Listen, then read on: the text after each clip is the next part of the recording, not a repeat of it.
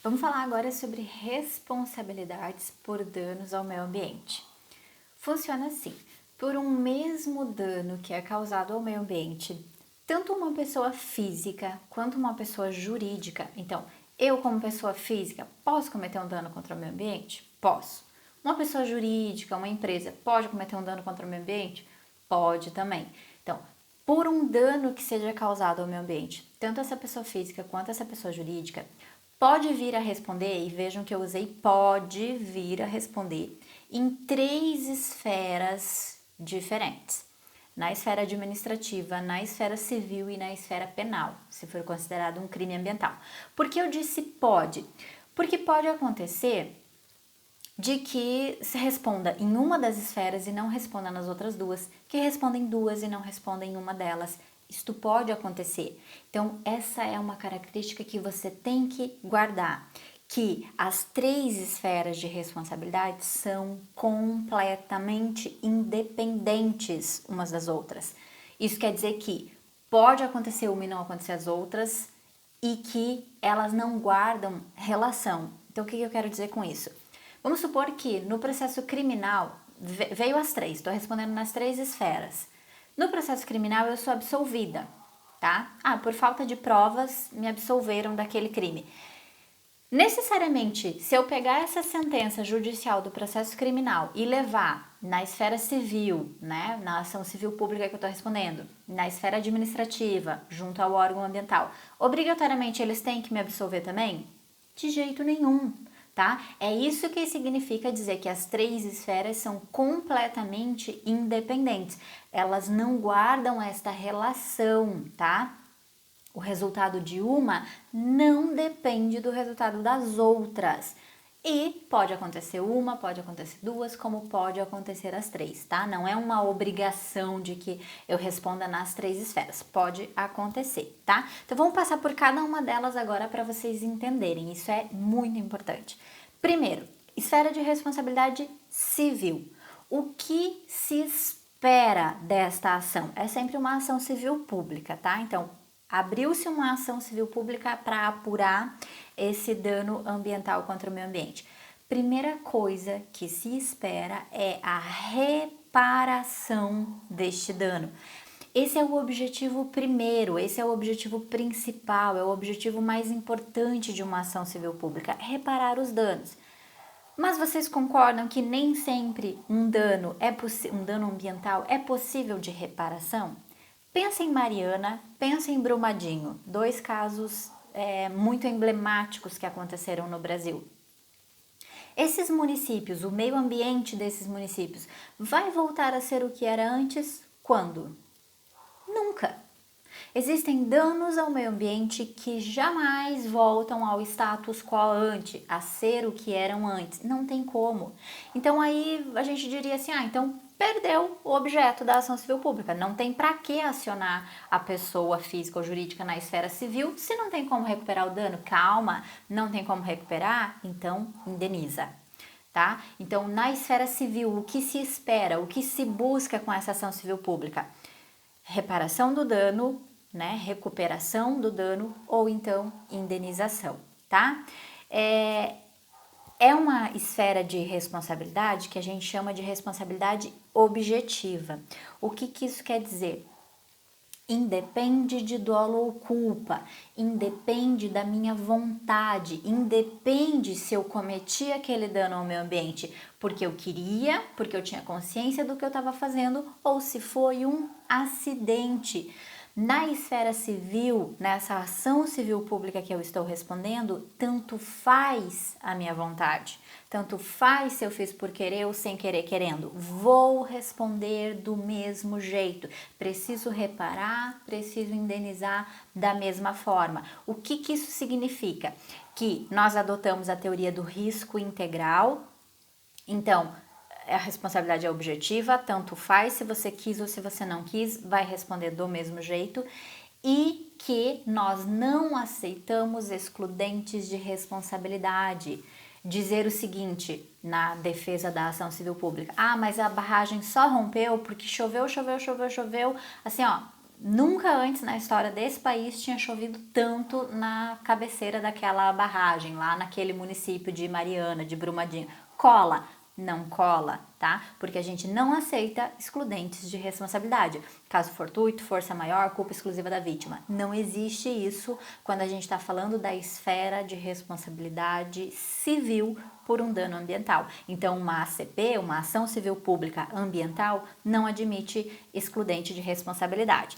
Quem é legitimado para propor esta ação? Qualquer um dos legitimados para propor a ação civil pública. Pode ser o Ministério Público, pode ser a Defensoria Pública, União, Estados, municípios, Distrito Federal, uma associação constituída para este fim, tá? Qualquer um dos legitimados para propor uma ação civil pública propõe a ação civil pública ambiental, tá? Na maioria das vezes é o Ministério Público. Quem é o sujeito passivo desta ação, quem vai receber a ação civil pública?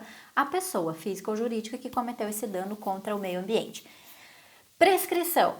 Em quanto tempo prescreve o direito desse legitimado, seja o Ministério Público, a Defensoria Pública, a propor essa ação civil pública? Não prescreve nunca. Anota isso com a tua canetinha de purpurina colorida. Imprescritível. A maioria das vezes que eu vi isto sendo cobrado, a esfera civil de responsabilidade por danos ambientais, era aqui que eles te pegavam, dizendo que prescrevia em 5 anos, em 3 anos, em 2 anos. Não prescreve nunca. Isso quer dizer o quê? Que se eu hoje cortar uma área de preservação permanente, uma mata ciliar, tá? Se você ainda não sabe o que é, no primeiro bloco da aula eu te contei o que é uma área de preservação permanente e que isso é um crime ambiental.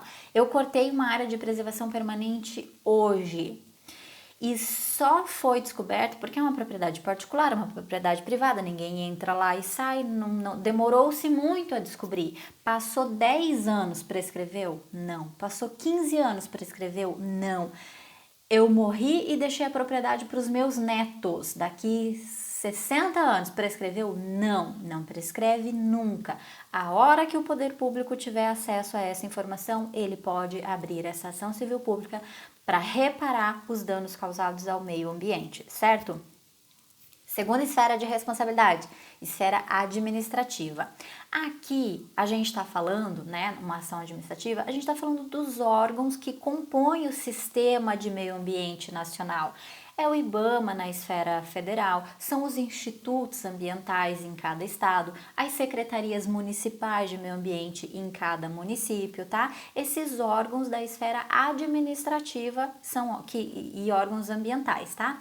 Eles é que entram com essa ação na esfera administrativa para apurar um dano que foi cometido contra o meio ambiente. Então, qual é o objetivo? O que se espera com essa ação administrativa? Primeiro, coibir. É aquela coisa de você pensar, poxa, eu vou cortar essa APP aqui, mas se o IBAMA me pega, vai dar uma dor de cabeça, vai dar um problemão, melhor eu não cortar. É te coibir mesmo, é tentar evitar que aconteça. Mas quando não deu certo, você ainda assim não foi suficiente, você foi e cortou a área de preservação permanente, então ele quer agora te punir. Ele quer realmente aplicar uma punição para que você pague pelo dano que você cometeu. Aqui, gente, entra advertência, entra multa, entra embargo de obra, entra apreensão de materiais e equipamentos, apreensão do produto do dano ao meio ambiente. Tudo isso entra aqui nas sanções administrativas. O que é mais comum? Multa. É a que a gente mais vê, é a que vai aparecer na tua prova, é multa, tá? Aqui, a esfera de responsabilidade, ela é subjetiva e cuida, porque até pouco tempo era objetiva, tá? Ela passou a ser subjetiva. Então, neste caso aqui, para o órgão ambiental, sim, ele leva em consideração qual foi a sua vontade, qual foi a sua intenção, qual foi o elemento subjetivo da tua vontade. Você cortou aquela área de preservação permanente porque você sabia o que estava fazendo ou você cortou porque você não tinha nenhuma ideia de que aquilo ali era errado? Você como dono da propriedade que cortou ou você mandou um funcionário teu cortar? Então, qual é a tua responsabilidade, qual é a responsabilidade do funcionário, tá? Então, é uma responsabilidade subjetiva. A vontade de cada um vai ser levada em consideração.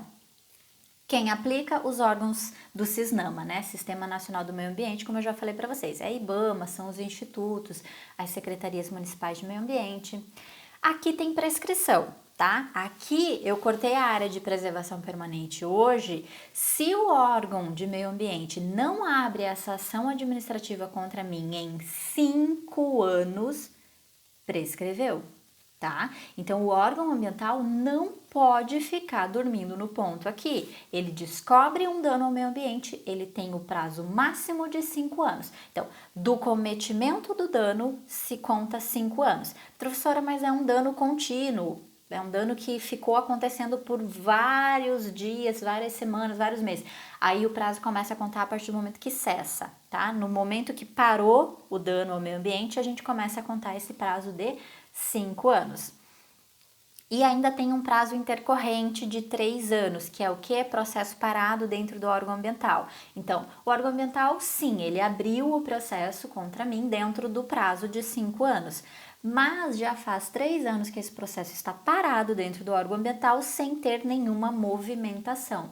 Prescrição intercorrente, certo? E a última esfera de responsabilidade é a esfera penal, a esfera criminal. Então, se esse dano que eu cometi contra o meio ambiente é também considerado um crime, está lá na lei de crimes ambientais, eu respondo também aqui na terceira esfera. Qual é o objetivo? De novo, prevenir, é que você pense, eu vou cortar essa área de preservação, isso é um crime, eu posso pegar cana por causa disso e nem cometa, então é prevenir, evitar que o dano aconteça, mas se veio a acontecer, não foi suficiente, então a gente vai te punir, é aplicar uma punição contra você pelo dano que foi cometido.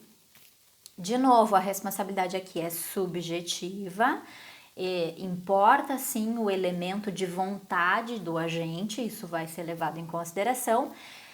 Quem vai me punir? Ministério Público, tá? É sempre o Ministério Público que abre uma ação criminal por danos cometidos contra o meio ambiente. E prescrição, tem prescrição? Tem, mas aqui não tem um número pronto, porque funciona de acordo com a prescrição lá do Código Penal, não sei se você já viu isso, mas o Código Penal no artigo 109, ele vai te dizer que, dependendo de qual é a pena máxima para aquele crime, ela demora mais ou demora menos para prescrever o direito do Ministério Público a abrir essa ação criminal contra você, tá? Então você tem que pegar a lei de crimes ambientais, ver qual é a pena máxima para aquele crime. Cortei a área de preservação permanente, qual que é a pena máxima? Aí você vai no Código Penal, no artigo 109, e vê quanto tempo leva para prescrever um crime com esta pena máxima, certo? Então, faz aí o teu esqueminha, faz aí o teu quadro comparativo com essas 3 esferas de responsabilidade para você não se perder e não se confundir em cada uma delas, ok? Próximos assuntos que a gente vai ver, patrimônio cultural e daí direito urbanístico. Relembrando que meio ambiente é dividido para fins didáticos em 4 partes. O meio ambiente natural é a floresta, é a água, é a natureza em si, como a gente conhece, os animais e tudo mais. O meio ambiente do trabalho, mas aí tá lá nas relações trabalhistas, a gente não entra aqui, mas faz parte. O meio ambiente cultural e o meio ambiente artificial, que são esses dois que a gente vai ver a partir de agora. Cultura e meio urbano também são meio ambiente. Então vamos ver. Com relação à cultura, eu preciso mostrar para vocês o que está na Constituição, porque a Constituição fala a respeito de cultura, artigos 215 e 216. Eu quero passar com vocês o 216, diz assim, ó: constituem patrimônio cultural brasileiro os bens de natureza material e imaterial, tomados de forma individual ou um coletivo, portadores de referência à identidade, às ações, às memórias dos diferentes grupos formadores da sociedade brasileira. É o seguinte, tudo que é considerado cultura no Brasil faz parte do que a gente chama de meio ambiente. Seja uma cultura material, aquilo que eu pego, aquilo que é palpável, seja uma cultura impalpável, né, imaterial. Então, vou dar exemplos de cada um para vocês, tá? Então, o artigo 216, ele diz assim pra gente, tudo que faz parte dessa cultura brasileira, que formou o nosso povo, que formou a nossa identidade, isso é cultural. E aí ele dá exemplos, né? Porque o artigo 216 coloca assim, ó, nos quais se inclui. Então, cuidado, não é um rol taxativo. Ele disse nos quais se inclui. Pode ter outras coisas? Pode ter outras coisas, mas aqui estão alguns exemplos, é assim que a Constituição está falando. Formas de expressão, modos de criar, fazer e viver, criações científicas, artísticas e tecnológicas, obras, objetos, documentos, edificações, conjuntos urbanos. E o artigo 216, ele ainda fala pra gente assim, ó, tomados de forma individual ou coletivamente. Por quê? Porque existem casos em que um imóvel é considerado um patrimônio cultural, sim, mas existem casos em que um conjunto todo, como por exemplo cidades históricas como Ouro Preto, né? A cidade como um todo é um patrimônio cultural, tá? Então não foi um único objeto, foi um conjunto todo arquitetônico, nesse caso, que formou esse patrimônio cultural. Então, de volta, a gente divide em imaterial e material. Imaterial. Aqui a gente vai colocar aquelas coisas que fazem parte do saber, da cultura artística, das práticas e modos de vivência das pessoas. Exemplos do que é patrimônio cultural no Brasil considerado imaterial. Capoeira. Dá para pegar na capoeira? Não. Faz parte da nossa cultura? Faz e faz muito. O frevo, imaterial, faz parte da nossa cultura, mas não dá para pegar. Tem um exemplo que eu gosto muito de dar, que tem a ver com modos de fazer e modos de viver. Modos de fazer. O modo artesanal como é feito o queijo em Minas Gerais. Veja, não foi considerado patrimônio cultural o queijo em si, mas o modo artesanal como se faz aquele queijo.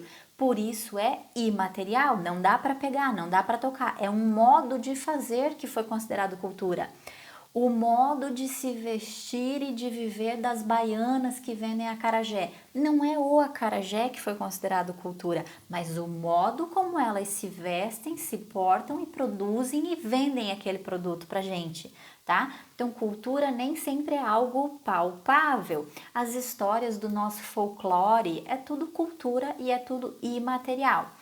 Material, como eu dei exemplo para vocês, de Ouro Preto, Morretes no litoral do Paraná, enfim, patrimônios que são tombados são considerados cultura e daí já é algo físico, é algo que eu posso pegar, então é cultura material, tá? Então tudo que for relacionado à cultura brasileira, gente, é considerado meio ambiente. Assim como o meio urbano, as cidades, as construções são também considerados meio ambiente. Então vamos falar de patrimônio urbano agora, das questões urbanísticas ambientais. O principal assunto que mais aparece quando a gente está falando de meio ambiente urbano é o conceito de função social da propriedade. Por quê? Porque por muito tempo a gente considerou que a propriedade era absoluta, ninguém tocava, ninguém mexia, minha propriedade é minha, não vem aqui, não faz nada. Não é mais assim.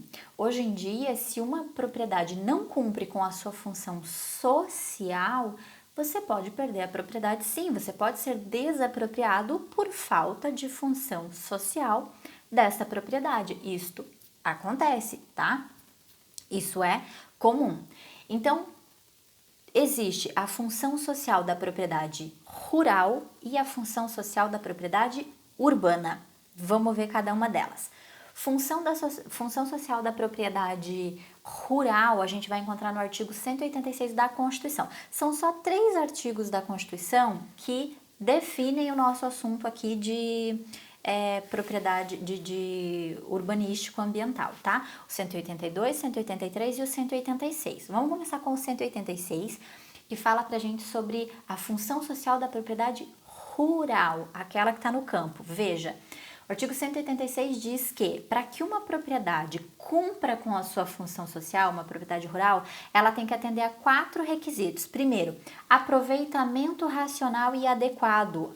Sabe aquela questão de grandes propriedades rurais que não produzem absolutamente nada, que não criam gado, que não planta absolutamente nada e aí acabam sendo perdidas para a reforma agrária? Por que essas propriedades são perdidas para a reforma agrária? Porque não cumprem com a sua função social, pois não cumprem o primeiro inciso do artigo 186, aproveitamento racional e adequado, tá? Então, ter uma propriedade só para ficar lá não é cumprir com a função social da propriedade. Segundo, utilização adequada dos recursos naturais que estejam disponíveis. Então, danificou o meio ambiente, não está cumprindo com a função social da propriedade rural, não, pode vir a perder a propriedade. Terceiro, observância das disposições relacionadas às leis trabalhistas, tá? Então, infelizmente, a gente ainda vê no Brasil casos sendo noticiados de fazendas, grandes propriedades com trabalho escravo lá dentro. É mais um caso em que não está cumprindo com a função social e pode perder a propriedade. E, por último, exploração que favoreça o bem-estar do proprietário e dos trabalhadores. Então, explorar a propriedade de forma a trazer bem-estar, afinal, isso faz parte do conceito de função social, trazer bem-estar, tanto para quem trabalha lá como para o proprietário. Então, uma propriedade rural cumpre a sua função social quando atende estes 4 requisitos. Não atendeu algum deles, pode vir a sofrer um processo de desapropriação. E a propriedade urbana, quando é que ela atende a sua função social? Vai estar aqui num dos parágrafos do 182, mas o 182 é o campeão de ser cobrado, tá? Tanto se aparecer lá ambiental na tua prova, como se aparecer urbanístico, porque às vezes aparece só com o nome urbanístico, em que pese urbanístico estar dentro de ambiental, o 182 vai aparecer. Eu tenho certeza, eu digo para vocês, vai aparecer o 182. Então, além da gente ver aqui o que ele fala sobre a função social da propriedade urbana, vamos olhar o 182 inteiro. Ele diz assim, ó, que a política de desenvolvimento urbano ela tem que ser executada pelo poder público municipal. Quem executa a política urbana é cada município, conforme diretrizes gerais fixadas em lei, tem por objetivo ordenar o pleno desenvolvimento das funções sociais das cidades, garantindo o bem-estar aos seus habitantes. Então, tem que desenvolver as cidades, são os municípios que cuidam disso para trazer bem-estar para todo mundo. Parágrafo 1º. O plano diretor aprovado pela Câmara Municipal é obrigatório para cidades com mais de 20 mil habitantes e é um instrumento básico para o desenvolvimento e expansão urbana. Todo município com mais de 20 mil habitantes tem que ter um plano diretor. Plano diretor é uma lei daquele município que tem que ser aprovada pela Câmara Municipal, dizendo como este município vai expandir, como ele vai crescer, como ele vai se desenvolver. Então, onde que a gente, o zoneamento econômico e ecológico, a lei de zoneamento, ela faz parte do plano diretor, em que pese ela ser uma lei separada, ela faz parte do plano diretor. Então, em que zonas da cidade a gente vai permitir área rural, área urbana, em que zonas vai poder construir prédio, em que zonas vai ser comércio, vai ser indústria, vai ser moradia. Então, o plano diretor ele tem que trazer isso tudo. Importante você lembrar, todo município com mais de 20 mil habitantes é obrigado a fazer. Se o prefeito não faz, ele incorre em improbidade administrativa, tá? E tem que ser aprovado pela Câmara Municipal, essa lei, tá? O plano diretor é uma lei aprovada pela Câmara Municipal. Parágrafo 2º, aqui vai falar da função social. A propriedade urbana cumpre a sua função social quando atende às exigências fundamentais expressas no plano diretor. Veja, a Constituição não trouxe a resposta para a gente do que é função social de uma propriedade urbana. Ela jogou para cada plano diretor. Então, toda vez que uma propriedade cumpre com tudo o que está sendo exigido na lei daquele município, no plano diretor daquele município, ok, ela cumpre com a sua função social. Diferente do que a Constituição fez no artigo 186, que ela detalhou quais são os 4 requisitos que uma propriedade rural tem que atender, para a propriedade urbana ela não fez isso. Ela disse, olha para o plano diretor da tua cidade e aí você diz se você está cumprindo com a função social, sim ou não, tá? Parágrafo 3º. A desapropriação de imóveis urbanos será feita de forma prévia, justa e em dinheiro. Ótimo. Se você já estudou alguma vez desapropriação, você sabe que é assim que funciona.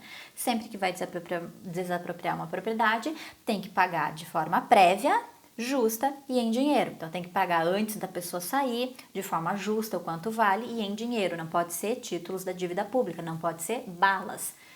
Agora o parágrafo 4º, você cuida para você não confundir o parágrafo 4º com o parágrafo 3º, porque o parágrafo 3º acabou de falar que a desapropriação é feita de forma prévia, justa e em dinheiro. Já vou te contar por que você não pode confundir. O 4º diz assim: é facultado ao poder público municipal, mediante uma lei específica para uma área que esteja incluída no plano diretor, exigir nos termos da lei federal do proprietário que tenha um solo não edificado, subutilizado ou não edificado, que promova o aproveitamento adequado, sob pena sucessiva de. Calma, olha o que ele está dizendo. Ele está dizendo assim: sabe aquele terreno baldio que tem aí perto da tua casa? Com certeza tem um. Ele é considerado não edificado, porque não tem nada dentro dele. Sabe aquela propriedade que só tem uma casinha, mas ninguém nem mora lá? Ou melhor, só tem uma guarita. Só para dizer que foi construída alguma coisa, o proprietário foi lá e fez uma guarita. Ele é considerado subutilizado. Essa propriedade podia estar sendo utilizada muito mais do que só uma guarita, certo? Sabe aquela propriedade que tem uma casa, mas que ninguém mora nela? Ela é considerada não utilizada. Então, seja um terreno baldio, seja uma casa que só tem uma guaritinha, um terreno que só tem uma guarita, seja uma casa que não está sendo habitada, concorda que nesses 3 casos, subutilizado, não utilizado e não edificado, esta propriedade não cumpre com a função social. É para isso que uma propriedade existe, para que ninguém more, para que ninguém use, para que nada seja feito nela. Isso é especulação imobiliária. Comprar uma propriedade e deixar desse jeito é especulação imobiliária, o que é proibido aqui no Brasil. Então isso não pode. Então o que o parágrafo 4º está dizendo é: você, prefeito, você, poder público municipal, sempre que você identifica propriedades desta forma aí no teu município, se você tem plano diretor, você pode obrigar que esta pessoa, que esse proprietário, faça o adequado aproveitamento dessa propriedade. Ah, eu posso? O prefeito pensa, né? Eu posso fazer isso? Pode.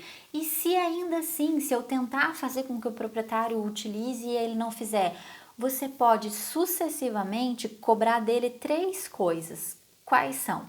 Primeiro, o parcelamento ou edificação compulsória. Ah, então você chegou para esse proprietário lá que não está cumprindo com a função social da propriedade e disse para ele: você tem que dar um aproveitamento adequado. E ele nem aí para você, não deu bola para o município. Parcelamento ou edificação compulsória obriga esta pessoa a parcelar, a dividir a propriedade dela e a gente vai vender, a gente vai fazer alguma coisa, a gente vai construir. Parcelamento ou edificação obrigatório, compulsório. Ainda assim não funcionou, ele não fez, eu mandei, né, notifiquei ele de que ele tinha que fazer o parcelamento ou edificação compulsória e ele não fez. Segunda coisa que o poder público municipal pode fazer: imposto progressivo no tempo, tá? Então pegar o IPTU do cara e começar a aumentar. A Constituição, ela só disse imposto territorial predial progressivo no tempo, IPTU progressivo no tempo, mas não disse quais são as regras. Eu posso progredir por quanto tempo? Até que limite? Vai progredindo ad eternum, até o infinito e além? Não. Aí vem o Estatuto das Cidades, que é uma lei de 2011, de 2001, não de 2011, Estatuto das Cidades, e estabelece os limites para esse IPTU progressivo no tempo, dizendo o seguinte: durante 5 anos consecutivos, então eu posso ir aumentando, aumento 1 ano, aumento 2 anos, aumento 3 anos, aumento 4 anos, aumento 5 anos. Já deu, parou com a palhaçada, vamos partir para outra tentativa, porque aumentar o imposto dele não está dando certo. Então, durante 5 anos consecutivos, não pode exceder 2 vezes o valor de referência do ano anterior. Então, num ano, o valor que eu aumentei do IPTU dele foi um percentual. Para o próximo ano, no máximo eu posso dobrar esse percentual, eu não posso triplicar, por exemplo. Então, de um ano para o outro, no máximo eu dobro. E no máximo a alíquota chegando a 15%, tá? Então, Durante esses 5 anos eu vou aumentando, mas o máximo que eu posso chegar é 15%, tá? Então, aumentar o imposto do cara progressivo no tempo, durante 5 anos, sendo que de um ano para o outro não pode mais do que dobrar e o máximo que vai chegar é 15%. Será que vai resolver? Se mesmo assim este proprietário não fizer nada com a propriedade, continua deixando ela lá desocupada, sem fazer nada, o último passo é a desapropriação. E aí diz o seguinte: desapropriação com pagamento mediante títulos da dívida pública, de emissão previamente aprovado pelo Senado, com resgate em até 10 anos, parcelas anuais, iguais e sucessivas, assegurando um valor de indenização e juros legais que é de 6% ao ano. Professora, você acabou de dizer que desapropriação estava no parágrafo 3º do artigo 182, olha lá. Que a desapropriação tem que ser paga de forma justa, prévia e em dinheiro. Você falou em dinheiro, não pode ser bala, não pode ser títulos da dívida pública. Agora você está dizendo que a desapropriação aqui pode ser paga em títulos da dívida pública? Por isso que você vai pegar teu canetinho de purpurina e vai marcar a diferença para você não confundir. O parágrafo 3º estava falando em desapropriação comum. Aquele caso em que você tem uma propriedade e o poder público precisa passar uma estrada. E a estrada vai passar por cima da tua propriedade, ele tem que te desapropriar por utilidade pública. Ele tem que te pagar de forma prévia, justa e em dinheiro. Ok. Aqui a gente está falando do cara que está sendo desapropriado porque ele tem um imóvel que ele não usa para nada, é um terreno baldio ou é um terreno só com uma casa e ninguém mora, ou só tem uma guaritinha lá, está sendo subutilizado. Eu já dei a chance, notifiquei ele para que ele fizesse a edificação ou compulsão ou parcelamento compulsório, ele não fez. Eu já fui aumentando o IPTU dele durante 5 anos, ele continua sem fazer nada, então agora eu estou desapropriando ele e pagando com títulos da dívida pública porque eu estou punindo esta pessoa. Não é uma desapropriação por utilidade pública, é uma desapropriação por punição. Por isso pode ser títulos da dívida pública, não esquece essa diferença. E a última coisa que eu quero falar para você em relação ao direito urbanístico é com relação ao Estatuto da Cidade. Acabei de falar para vocês que é uma lei de 2001, né, que regulamenta o artigo 182 da Constituição, então ele complementa, faz algumas regulamentações e tudo mais, e ele traz aqui algo muito importante, porque o artigo 182, ele tinha dito para você que municípios com mais de 20 mil habitantes são obrigados a fazer plano diretor. Lembra, você anotou isso, né? Você não vai esquecer desse número, 20 mil habitantes. Só que o Estatuto da Cidade veio e disse, espera, além disso, tem mais alguns casos que a gente tem que obrigar a fazer Estatuto da Cidade, tá? Então, o Estatuto da Cidade, ele foi contrário à Constituição, ao artigo 182? Não, porque ele manteve a ideia de que todo município com mais de 20 mil habitantes precisa fazer plano diretor. Só que ele complementou, ele colocou mais situações. E que situações são essas? Municípios que sejam integrantes de região metropolitana. Então, se a cidade, ela não tem 20 mil habitantes ainda, mas ela faz parte da região metropolitana de uma cidade maior, ela tem que fazer plano diretor. Cidades em que o poder público quer utilizar os instrumentos do parágrafo 4º do artigo 182, ou seja, lembra que eu acabei de falar para vocês? O município descobre terrenos baldios, descobre terrenos que estão sendo subutilizados e ele quer fazer o parcelamento compulsório, o IPTU progressivo no tempo e até desapropriar. Ele pode fazer isso sem ter plano diretor? Não pode. Então, se o município, mesmo não tendo 20 mil habitantes, quer fazer isso, tem que primeiro fazer plano diretor. Municípios integrantes de áreas de interesse turístico. Por quê? Porque habitando o município pode ser que não tenha 20 mil habitantes, mas concorda que quando soma com os turistas que costumam passar por aquela região, vai dar 20 mil habitantes? Então, precisa de plano diretor. Municípios inseridas em áreas de influência de empreendimentos com impacto ambiental.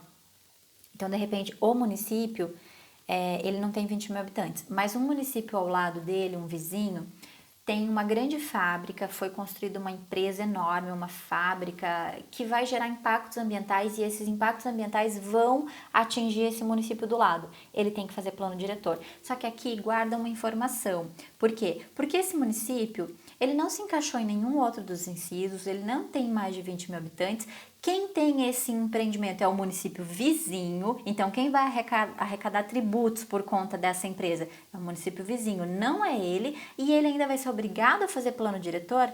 Então esse é o único caso que o Estatuto da Cidade diz: quem arca com os custos de fazer esse plano diretor é esse empreendimento, tá? Por quê? Porque ele vai impactar o município vizinho sem recolher nenhum imposto lá para ele. No mínimo, pague o plano diretor dele, tá? Os custos disso. E por fim, áreas que sejam suscetíveis à ocorrência de alguns desastres geológicos, como deslizamentos, inundações, enchentes, tá? Então, municípios que estão inseridos nesse cadastro, existe um cadastro nacional para isso, de municípios suscetíveis desses eventos, obrigatoriamente tem que fazer plano diretor também, certo? Então, já vamos continuar aqui com mais assuntos importantíssimos do direito ambiental.